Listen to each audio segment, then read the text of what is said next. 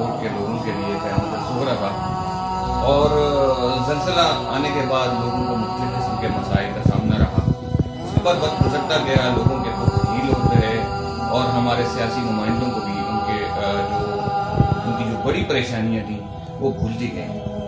پھر ایسا وقت آیا کہ ان کی جو بکریال سٹی کا جو وعدہ کیا گیا تھا یا بالاکوٹ کے لیے آفٹر ارتھکویک جو فنڈز آئے تھے وہ بھی ادھر ادھر ہوتے گئے. اس سلسلے میں آج ہمارے ساتھ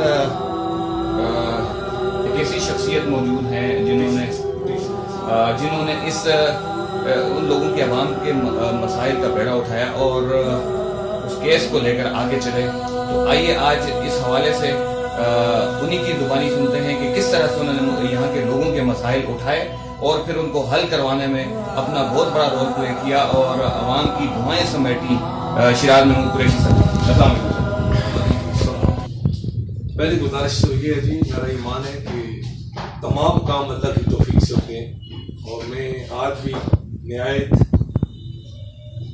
عاجزی سے اللہ کا لاکھ بار شکر ادا کرتا ہوں کہ سپریم کورٹ آف پاکستان میں ایک ہیومن ریسورس سینٹر ہے، جس سے مجھے پتہ چلا کہ وہاں پر لوگوں کی فریاد سنی جاتی ہے. میں نے اپنی آنکھوں سے بالاکوٹ سے آگے کاغان ناران لوگوں کو لٹتے پھٹتے دیکھا. میں نے ان قبروں کو بھی دیکھا جہاں پر 350 قبر، ایک قبر میں، لمبی قبر میں 350 جنازے بے گور و کفن پڑے ہیں. میں نے یہ بھی دیکھا کہ 13 سالوں میں مانسہرہ ضلع کے منتخب نمائندوں میں، جن میں ناظمین بھی ہیں، MPAs بھی ہیں، MLAs بھی ہیں، 13 سالوں میں انہوں نے کام بھی موقع پر نہیں کیا. تو جس وقت سپریم کورٹ میں نے پٹیشن داخل کی، اس میں سب سے زیادہ مرکزی کردار جسٹس اعجاز افضل خان کا تھا، جو سینیٹری وائز اس وقت اپنا سپریم کورٹ میں تیسرے نمبر پر تھے. میں نے جسٹس اعجاز افضل خان سے مشورہ کیا کہ میں نے کہا میں ایک پٹیشن تیار کر رہا ہوں کہ اس وقت 3000 ارب روپیہ بیرون ملک سے پاکستان آیا، لیکن بالاکوٹ جو آپ کا آبائی ضلع ہے، اس وقت وہاں پر 3000 ارب امداد آئی، 17000 جنازے اٹھے، 1 لاکھ آدمی زخمی ہوئے، لیکن ان کی ری ہیبلیٹیشن کا کام ابھی تک نہیں ہوا. اور جو لوگ اس وقت شیلٹروں میں رہ رہے ہیں، شیلٹر کی کل مدت 9 سال تھی، آج 13 سال ہو گئی. یعنی اس وقت جو ایک بچہ 1 سال کا تھا، آج وہ 13 سال کا ہو گیا ہے، لیکن اسے اتنا چھپ نہیں ملا. مجھے اعجاز افضل خان نے کہا کہ آپ اپلیکیشن بھیجیں، چونکہ اپلیکیشن میں تمامی مسائل ہیں، کوئی آپ کا انفرادی مسئلہ نہیں ہے. انشاءاللہ مجھے یقین ہے کہ جسٹس ثاقب نثار اس پہ سے وہ موٹو ایکشن لیں گے. جس وقت ایک کاپی میں نے جسٹس اعجاز افضل خان کو بھیجی اور ایک میں نے بھیجی جسٹس ثاقب نثار. 7 دن کے بعد مجھے سن 2018 میں سمن آ گیا. سمن میں جس وقت سپریم کورٹ میں پیش ہوا، میں بیان نہیں کر سکتا کہ میں سپریم کورٹ میں زندگی میں پہلی بار گیا. 500 آدمیوں کا حال تھا، جہاں پر بڑی چوٹی کے ماہر وکلاء، میڈیا کے نمائندے، تمام لوگ موجود تھے. جس وقت مجھے چیف جسٹس صاحب نے کہا کہ ہاں جی آپ بیان کریں، میں نے چیف جسٹس کو صرف اتنا مختصر کہا، میں نے کہا جناب گزارش یہ ہے کہ میری زبانی باتیں آپ نہ سنیں. میں سب سے پہلے آپ سے ایک درخواست کروں گا، اگر آپ کے پاس وقت ہو، آپ سب سے پہلے بالاکوٹ جو سید احمد شہید اور شاہ اسماعیل شہید کا مسکن ہے، اس کا آپ دورہ کر کے دیکھیں کہ وہاں پر کیا قیامت گزری ہے. اور 13 سال پہلے جو لوگوں کی حالت تھی، 13 سال بعد بھی وہ حالت تھی، جس میں میں نے موٹے نکات ان کو بتایا. میں نے کہا جی انہوں نے بکریال سٹی میں 13,000 رقبہ خریدا. 13 سالوں میں ایرا اور پیرا جو بینک میں تھے، انہوں نے ایک پلاٹ 13 سالوں میں آج تک کسی متصرین کو نہیں دیا. جس کا سب سے بڑا نقصان یہ ہوا کہ 13 سال میں ان کو پلاٹ نہ ملنے کی وجہ سے مٹیریل جو کنسٹرکشن مٹیریل ہے اس کی قیمت 1000 گنا بڑھ گئی. اب اگر ان کو پلاٹ دیا بھی جائے، جو مکان وہ 1907 میں 5 لاکھ میں بنا سکتے تھے، آج وہ 30 لاکھ میں بنا سکتے. دوسرا ان کو میں نے کہا جی ان سے یہ پوچھیں کہ 13 سالوں میں یہ بالاکوٹ تحصیل ہیڈ کوارٹر نہیں بنا سکے، اور 13 سالوں میں ان سے یہ پوچھیں کہ 13 سالوں میں انہوں نے ہمارے 294 زنانہ و مردانہ ہائی سکول مردانہ آج تک دا مکمل ہے. 13 سالوں میں 294 سکول جو آپ ریکارڈ ہیں زنانہ و مردانہ ہائی سکول نامکمل ہے. 110 سکول زنانہ جن میں پرائمری سکول بھی ہیں، مڈل سکول بھی ہیں، وہ بھی نامکمل ہے. اور پھر سب سے بڑی بات یہ ہے کہ پورا ہیلتھ کا انفراسٹرکچر بالاکوٹ سے لے کر ناران تک تمام انفراسٹرکچر تباہ ہو چکا ہے. کسی اسپتال میں کوئی مشینری نہیں ہے، اور 100 میل کی ویلی میں لوگ صحت کی سہولتوں کو ترستے ہیں. اور اس کے اگینسٹ 3000 ارب روپیہ بالاکوٹ میں آیا. چیف جسٹس صاحب نے جب تمام باتیں سنی تو انہوں نے ایرا اور پیرا کے لوگوں سے پوچھا. انہوں نے کہا جناب ہمیں زمین کی قبضہ نہیں دیا گیا, ایڈمنسٹریشن ہمیں زمین کی قبضہ نہیں دیتی تھی. چیف جسٹس نے کہا اگر آپ کو قبضہ ایڈمنسٹریشن نہیں دیتی تھی, آپ یہاں پہ اتنی بڑی پوسٹوں پر اتنی بڑی تنخواہیں دے رہے تھے, تو آپ عدالت سے رجوع کرتے. خلاصہ کلام یہ کہ 3-4 پیشیاں ہماری ہوئی. میں مختصر آپ کو 3-4 پیشیوں کے بعد میں نے جس وقت دلائل دیے, میں نے سب سے پہلے پوچھا جی کہ ان سے یہ پوچھیں کہ انہوں نے ماہانہ تنخواہ 20 سال کے بعد کیا وصول کی. چیف جسٹس صاحب مانسالہ کی 70 سالہ تاریخ میں کوئی چیف جسٹس مانسالہ نہیں آیا, لیکن آپ کا یہ دورہ خالصتاً خدا کی رضا کے لیے ہے. آپ ان مظلوموں بے قصوں فریاد سننے آئے ہیں, دیکھنے آئے ہیں جن کی فریاد 13 سال میں نہ صوبائی حکومت نے سنی نہ مرکزی حکومت نے سنی. اور جس وقت بھی کوئی آدمی آتا تھا ہیلی کاپٹر پہ, چاہے جنرل آتا تھا, وزیر اعظم آتا تھا, اور وہ شان آن بان سے آتے تھے کہ جس طرح وہ کسی شادی پر آ رہے ہیں. ان کو یہ نہیں پتا تھا کہ یہاں پہ 1 لاکھ آدمی زخمی ہے اور 17,000 جنازے اٹھے ہیں, لیکن ان کے آنے کا سٹائل ایسا تھا کہ وہ جیسے کسی شادی پر یا کسی خوشی پر آ رہے ہیں. تو میں نے اس موقع پر چیف صاحب کو بتایا, میں نے کہا ایک شعر پڑھا کہ اس کا بڑا خوبصورت مجھے شعر یاد ہے. آپ نے میرے زخم کا کچھ یوں کیا علاج, آپ نے میرے زخم کا کچھ یوں کیا علاج, مرم بھی گر لگائی تو کانٹوں کی نوک سے, مرم بھی گر لگائی تو کانٹوں کی نوک سے. تو میں نے کہا جی یہ رویہ ان کا ہمارے ساتھ رہا ہے. فوٹو سیشن کرتے اور چلے جاتے تھے. خلاصہ کلام یہ ہوا کہ اب بڑی تفصیل میرے اس میں نہیں آتا. 5 دسمبر کو ہمیں چیف صاحب نے پھر بلایا, پھر ہیئرنگ ہوئی, اور آخر وہ دن آخر پار پہنچا کہ 7 دسمبر کو چیف صاحب نے ہماری فائلیں ہیئرنگ کی. چونکہ 17 جنوری کو انہوں نے ڈرائیور ہونا تھا. چیف صاحب نے کہا بتائیں بھائی کیا, پیرا اور پیرا کے افسروں نے کہا کہ جناب, انہوں نے کہا مجھے آپ کو دیکھ کر مجھے غصہ آتا ہے. انہوں نے وفاقی سیکرٹری خزانہ ہے, اس کا نام ہے ڈاکٹر ارشد ملک, اس کو کہا. دوسرا اقتصادی امور کے فیڈرل سیکرٹری تھے, ان کا نام تھا نور احمد, اس کو کہا. 2 ہمارے ڈی سی مانسرا تھے محمد ضیاء الحق. 3 ہمارے اس میں ڈائریکٹر جنرل پیرا, یہ ایبٹ آباد میں بیٹھتی ہیں, کنیز سورا, وہ بھی تھی. 4 وائس چیئرمین ایرا بریگیڈیئر عبداللطیف, اور پراجیکٹ ڈائریکٹر بگریال سٹی بریگیڈیئر ظفر والا. یہ ہماری 8-10 آدمیوں کی میٹنگ ہوئی. بریگیڈیئر صاحب نے مجھے کہا کہ آپ ان کے ساتھ بیٹھ جائیں اور ٹی او آرز طے کریں. ٹی او آرز میں مختصراً یہ ہوا کہ انہوں نے کہا کہ 1 ارب روپے ہم آپ کو فوراً ریلیز کرتے ہیں کہ تاکہ آپ کام شروع کریں. اور 94% زمین اس وقت ڈی سی مانسرا کے بیان کے مطابق جو انہوں نے سپریم کورٹ کے روبرو دیا, 94% زمین ہم نے ایکوائر کر لی ہے, اپنے قبضہ میں لے لی ہے. تو چیف صاحب نے کہا باقی 6% زمین کو آپ چھوڑیں, آپ 94% میں 1 ارب روپے لیں اور کام شروع کریں. پیسے کی کمی کوئی نہیں ہوگی. اس میں ہمیں اس وقت بتایا گیا کہ فیڈرل سیکرٹری خزانہ نے بتایا کہ یہ ملازمین یہ 30 کروڑ روپے سالانہ تنخواہ وصول کرتے رہے ہیں قومی خزانے سے.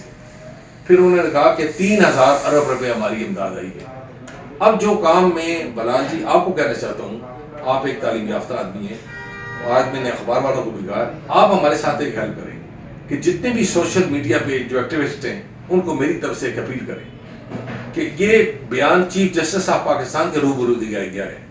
55 کروڑ ڈالر زلزلہ کے پیسوں سے سن 2009 میں 55 کروڑ ڈالر یوسف رضا گیلانی پرائم منسٹر نے شفٹ کیا ملتان. 55 کروڑ ڈالر بالکل, اور 35 کروڑ ڈالر بے نظیر انکم سپورٹ پروگرام میں شفٹ کیا یوسف رضا گیلانی. 55 اور 35 کتنے ہو گئے؟ 85. 100 کروڑ روپیہ, یہ 90 کروڑ یہ سپریم کورٹ کے روبرو فیڈرل سیکرٹری خزانہ نے بیان دیا. 100 کروڑ روپیہ NHA نے اس میں وصول کیا ہے زلزلے کے پیسوں میں, 100 کروڑ روپیہ.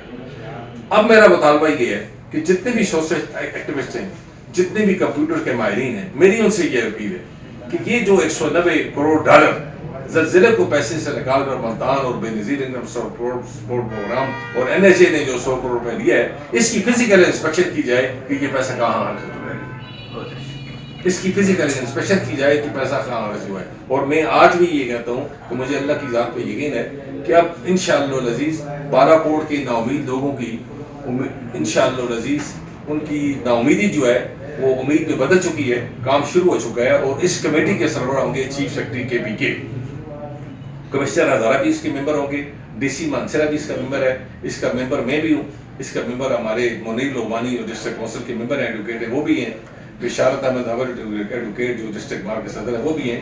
اب انشاءاللہ العزیز اس کمیٹی کی موجودگی میں یہ پیسہ کھا نہیں سکتے، یہ کام میں سستی نہیں کر سکتے، لیکن میں آپ سے خصوصی طور پر یہ وعدہ لوں گا کہ آپ ایک اعلیٰ تعلیم یافتہ نوجوان ہیں، آپ اپنی قلم سے پوری دنیا میں یہ میرا پیغام پہنچائیں کہ یہ 190 ارب روپے 55 ارب روپے ملتان والے، 35 کروڑ ڈالر 55 کروڑ ڈالر ملتان والے، 35 کروڑ ڈالر اپنا اس میں بینظیر کا سفر کر رہا ہوں، اور 100 ارب روپے NHA والا، یہ 190 ارب متاثرین زلزلہ کے نام پر آیا، ان لٹے پٹے لوگوں کا نام پر آیا، 17,000 جنازے اٹھے، 1 لاکھ آدمی زخمی ہوئے۔ میں سمجھتا ہوں اس میں حکومت بھی اور اس میں ہماری بیوروکریسی نے بہت بڑی بدزیادتی کی ہے، اور ان کا احتساب نیب کرتی ہے یا عدلیہ کرتی ہے، انتظامیہ کرتی ہے۔ اور میں عمران خان سے بھی کہوں گا کہ آپ چھوٹے چھوٹے پٹواریوں پہ اور بیوروکریٹوں پہ ہاتھ نہ ڈالیں۔ یہ لٹے پٹے لوگ جو آزاد کشمیر میں اس زلزلہ میں اور بالاکوٹ میں اس زلزلہ میں ہزاروں کی تعداد میں قبروں میں جا چکے ہیں، اور جو زندہ ہیں وہ زخمی ہیں، یہ 190 کروڑ روپے ہمیں واپس چلایا جائے، اور یہ آزاد کشمیر اور بالاکوٹ کی ری ایبلیٹیشن پہ خرچ کیا جائے۔ اور اس کے ساتھ ساتھ میں ایڈیشنل چیف سیکرٹری جس کا نام ہے شہزاد بنگش، وہ مجھے سپریم کورٹ میں ملے 7 تاریخ کو، تو میں ذاتی طور پہ اس بندے کا اتنا مشکور ہوں کہ جس وقت میں نے انہیں بالاکوٹ گرلز کالج کی توجہ دلائی کہ بالاکوٹ گرلز کالج 5 سال سے بنا پڑا ہے، بلڈنگ تیار ہے، تو اس کی نام علاقے کی بچیاں مانسرا آنے پہ مجبور، میں نے کہا بالاکوٹ سے مانسرا 100 روپے کرایہ ہے، اور آنے جانے کا 200 روپے کرایہ لوگ بچیاں برداشت نہیں کر سکتی۔ اس نے مجھے کہا کیوں یہ اپنا کالج باندھے؟ میں نے کہا جی کالج کا جو انتقال ہے وہ نہیں ہوا۔ انہوں نے ڈی سی مانسرا کو کہا کہ مجھے 48 گھنٹے کے اندر کالج کا انتقال چاہیے۔ 48 گھنٹے کے اندر ڈی سی مانسرا نے تمام مالکان سے انتقال کرایا، اور 48 گھنٹے کے اندر ہی شہزاد بنگش چیف سیکرٹری نے، ایڈیشنل چیف سیکرٹری اور ڈی سی مانسرا نے، میں دونوں کا مشکور ہوں، اور اس میں Yasir Khan additional deputy commissioner Mansehra کا بھی بڑا مرکزی کردار ہے۔ انہوں نے راتوں رات 19 پوسٹیں لیکچررز کی بالاکوٹ کالج کے لیے منظور کر لی، جس میں کسی MP کسی MLA کا کوئی کردار نہیں ہے۔ اور میں آج بھی اللہ کے روبرو اللہ کو حاضر ناظر جان کر یہ والد اٹھاتا ہوں، مجھے کوئی سیاسی شہرت نہیں چاہیے۔ میں یہ سمجھتا ہوں جو کام میں نے یہ کیا ہے، اللہ میری اس کو آخرت میں خوشا بنائے۔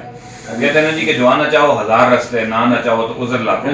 اچھا قریشی صاحب، آپ مجھے یہ بتائیے کہ یہ گزشتہ 13 سالوں میں یہاں پر ہمارے MPs بھی رہے، MNAs بھی رہے، اور ہمارے عوام جو ان کے پیچھے جان چھڑکتے ہیں اپنے سیاسی نمائندوں کے پیچھے، انفارچونیٹلی ان کے کبھی ذہن میں یہ چیز نہیں آئی کہ اتنا بڑا پیسہ اٹھا کے باہر جا رہا ہے، پنجاب میں جا رہا ہے، سندھ میں جا رہا ہے، دوسرے کاموں میں صرف ہو رہا ہے، جبکہ یہاں کے جو لٹے پٹے علاقے کے متاثرین ہیں ان کو کچھ بھی اس کی مدد نہیں مل رہا۔ اس میں میں آپ کو بتاؤں بڑی اپنا بدقسمتی ہے ہماری ہزارہ ڈوین کی کہ ہمارے عنایت الرحمان عباسی بہت بڑے پارلیمنٹیرین تھے ہزارہ سے، لورا کے علاقے سے، ان کو تلقہ خان کو یوں کے دست راست تھے۔ انہوں نے ایک دفعہ شعر پڑھا کہ اے کاتب تقدیر تیری تقسیم عجب ہے، اے کاتب تقدیر تیری تقسیم عجب ہے، اے کاتب تقدیر تیری تقسیم عجب ہے، دستار انہیں دی جن کا ساری نہ تھا۔ ساری نہ تھا، کیا بات۔ اے کاتب تقدیر تیری تقسیم عجب ہے، دستار انہیں دی جن کا ساری نہیں تھا۔ اب یہ ہزارہ ڈوین کے 13 MNAs MPAs یہ جتنے لوگ بھی ہیں، چونکہ سب سے بڑی بات ہے ان کا علاج اسلام آباد ہوتا ہے، ان کی تمام سہولتیں انہیں اسلام آباد اور پشاور میں میسر ہیں۔ اور میں آج بھی کہتا ہوں کہ پاکستان میں کراچی سے لے کر کوہستان تک میں آج بھی اللہ کو حاضر ناظر جان کے کہتا ہوں کہ بے وسیلہ شخص کو، غریب کو یہاں جینے کا سہولت میں کوئی حق نہیں۔ یہاں امیر امیر تر ہے، غریب غریب تر ہے، اور عمران خان کے تمام تر دعووں کے باوجود آج بھی وہ ظلم وہ ستم غریب پر ہو رہا ہے جس کا آپ صبر بھی نہیں کرتے۔ صرف وہ آنکھیں چاہیے جو آ کر دیکھے کہ ہماری کچہریوں میں، ہماری عدالتوں میں، ہمارے تھانوں میں، ہماری پٹوار خانوں میں کیا ہو رہا ہے۔ اور میں آج بھی صدق کے دل سے سمجھتا ہوں کہ اگر عمران خان مخلص ہے اور وہ چینج لانا چاہتا ہے، سب سے پہلے اپنی ٹیم میں 2 نمبر لوگوں کو الگ کرے۔ اگر وہ مسلم لیگ کے چوروں کو پکڑتا ہے تو جو چور اس کے ساتھ بیٹھے ہوئے ہیں ان کو इरादा करे। Charity begins at home. बिल्कुल उन चोरों को भी इरादा करे। और यहाँ मैं इसी शेर को खत्म करता हूँ, बदलना है तो यूं बदलो, जो बदलना है तो मैं बदलो, निजामे में कशी बदलो, जो बदलना है तो मैं बदलो, निजामे में कशी बदलो, वगरना जामो मीना के बदल जाने से क्या फायदा। क्या बात है। बिल्कुल जी। वमा अलैना इल्ला अल-बलाग। और बिल्कुल जी कि मैं अकेला ही चला था जानिब मंजिल, हम सफर मिलते गए और कारवां बनता गया। आपका बहुत बहुत शुक्रिया।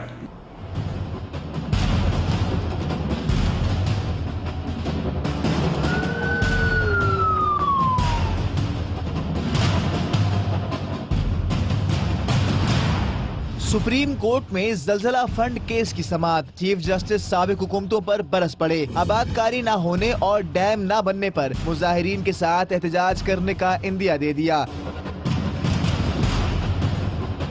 चीफ जस्टिस ने चेयरमैन ईरा को 7 जनवरी को पेश होने का हुक्म देते हुए हुकाम से मुकालमे में कहा, आप कह रहे हैं 83% मंसूबे मुकम्मल हो चुके हैं, एक मंसूबा बता दें जो मुकम्मल किया हो। रिमार्क्स दिए, चंद घंटे की नोटिस पर बालाकोट का दौरा कर सकता हूं, तो कोई वजीर आजम क्यों नहीं। केपी हुकूमत को अपनी कारकर्दगी पर नाज था, कहा है केपी हुकूमत। चीफ जस्टिस ने शदीद गुस्से में अटॉर्नी जनरल से इस्तफसार किया। दुनिया जलजला मुतासरीन की मदद के लिए खड़ी हुई, आबादकारी के लिए दिल खोल कर पैसा दिया, कहाँ है वो पैसा। मौजूदा नहीं, गुज़िश्ता हुकूमतों की बात कर रहा हूँ, वो जिम्मेदार हैं। मुतासरीन के वकील ने बताया, गुज़िश्ता साल 85 अरब की रकम कौमी खजाने में गई, तो चीफ जस्टिस का कहना था कुछ हक़ाइक़ बहुत तल्ख़ हैं। ज़लज़ले से मुतासिर लोग पहले निहायत खुशहाल थे, वो लोग दूसरों की मदद और मुलाजिम रखने वाले लोग थे, अब वो लोग पनाहगाहों और खैमों में रहने पर मजबूर हो गए। चीफ जस्टिस ने मजीद कहा, जुडिशल एक्टिविज्म का तासुर दिया जा रहा है, लेकिन वो नहीं समझते कि जुडिशल एक्टिविज्म हो रहा